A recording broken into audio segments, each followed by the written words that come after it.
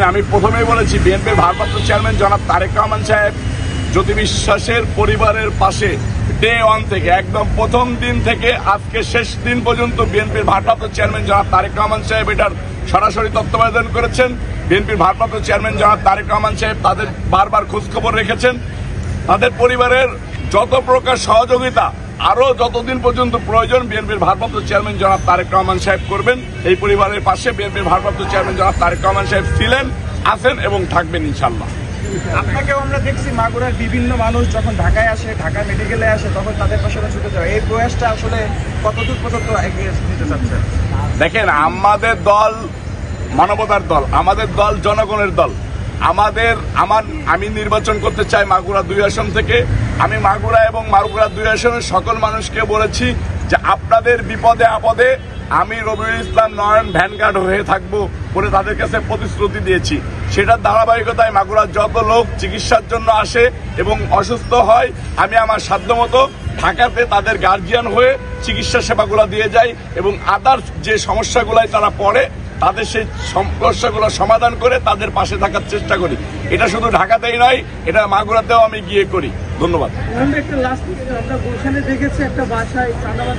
দেখেন,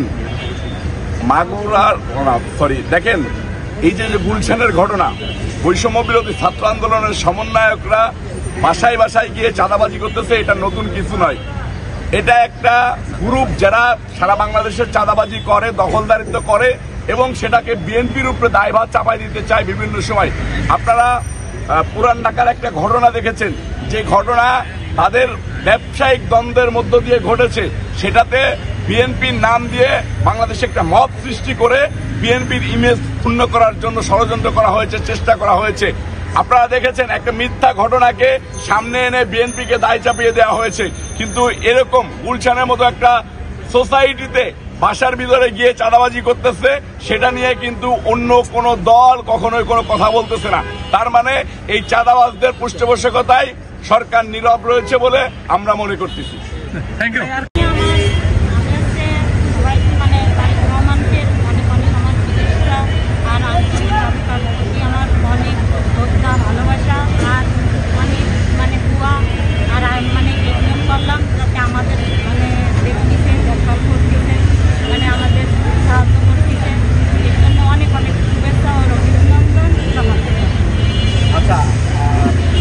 এই ঘটনার সাথে যারা জড়িত আছেন তাদের বিচার দাবি করতে গিয়ে আপনি কি বিচার আশা করেন?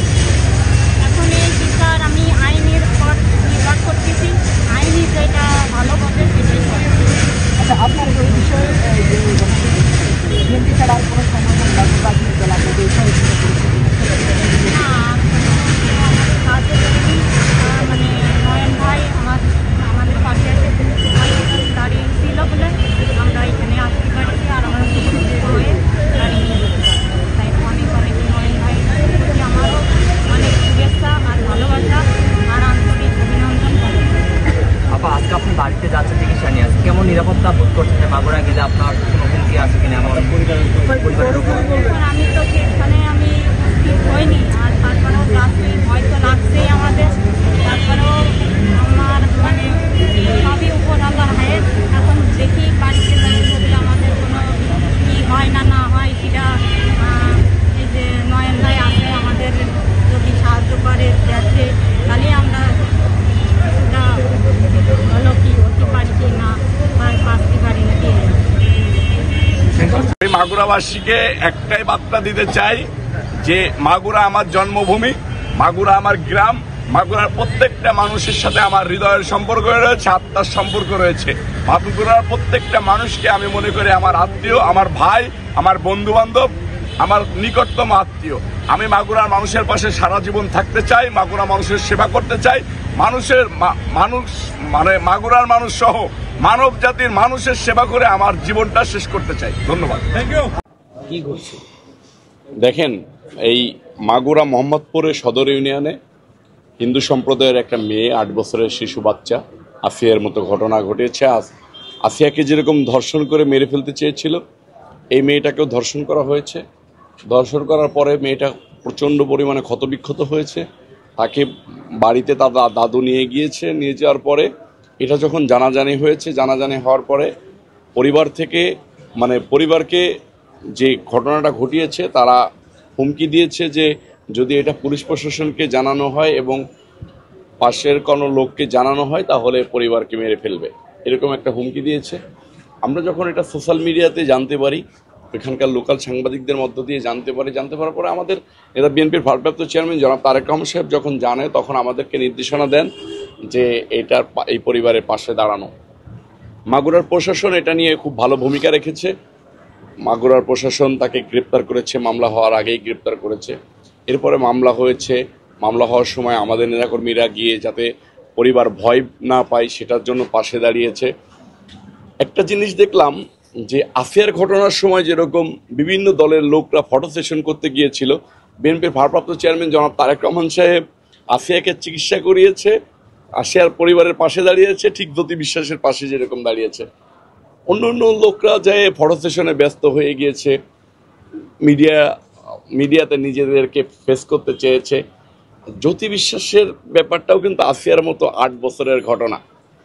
জ্যোতি বিশ্বাসের পাশে কিন্তু কেউ দাঁড়ায় নাই। মাগুরা শুধু পুলিশ প্রশাসন বাদে একটা সরকারের একটা সংস্থা গিয়ে এই জ্যোতি বিশ্বাসের পাশে দাঁড়ায় নাই। আসিয়া তো একটা মুসলমান পরিবারের ব্যাপার ছিল, জ্যোতি বিশ্বাস তো একটা হিন্দু পরিবার, তাদের পাশে কিন্তু কেউ দাঁড়ায় নাই। বিএনপির নেতা বিএনপির ভারপ্রাপ্ত চেয়ারম্যান জনাব তারেক রহমান সাহেব সবসময় মনে করে যে সকল ধর্মের মানুষই বাংলাদেশে নিরাপদ থাকতে হবে, সকল ধর্মের মানুষের পাশে আমাদেরকে দাঁড়াইতে হবে।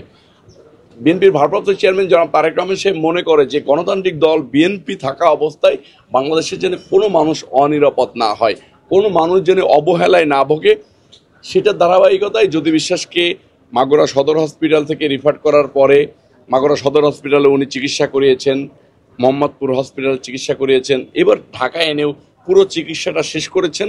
আজকে চিকিৎসা শেষ হয়েছে, জ্যোতি বিশ্বাসের পরিবার তাকে নিয়ে বাড়িতে যাচ্ছে।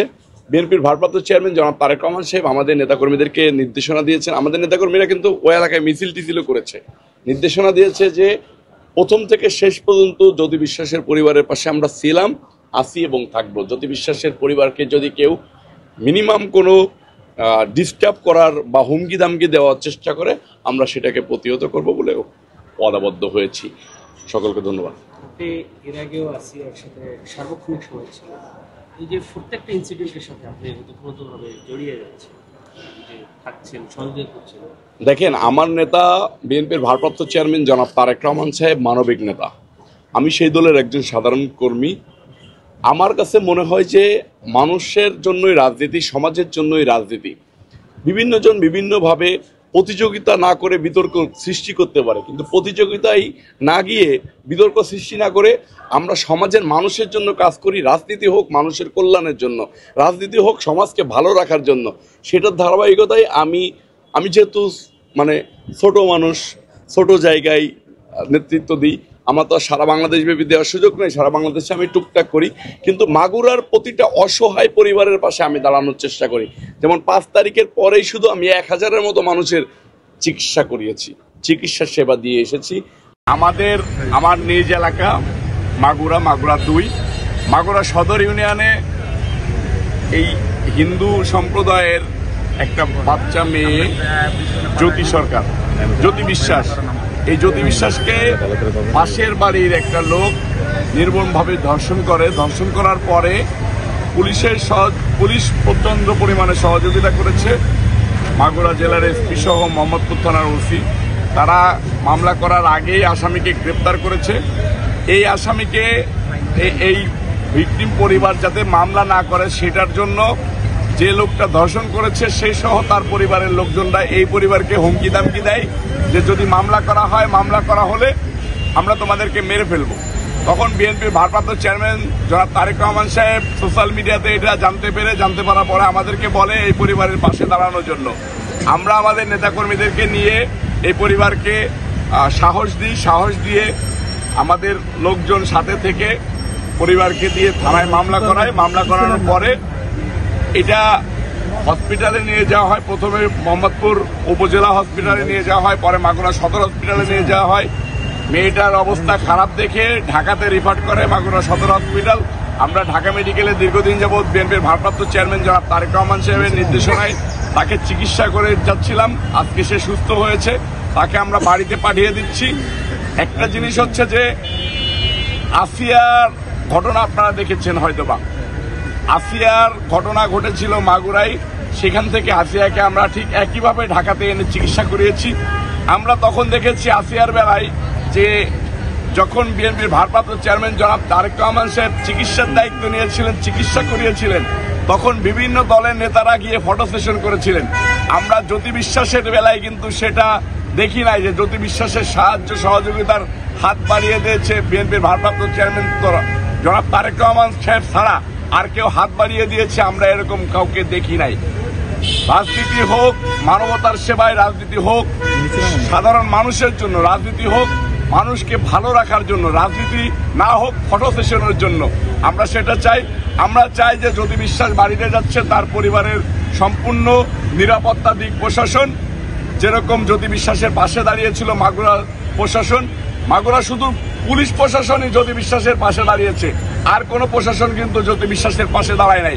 একবারের জন্য কোনো সংস্থার লোক জ্যোতি বিশ্বাসের বাড়িতে যায় না, জ্যোতি বিশ্বাসের পরিবারের কোনো খোঁজখবর রাখে নাই। এটা সরকারের গাফিলতি বলে আমরা মনে করতেছি।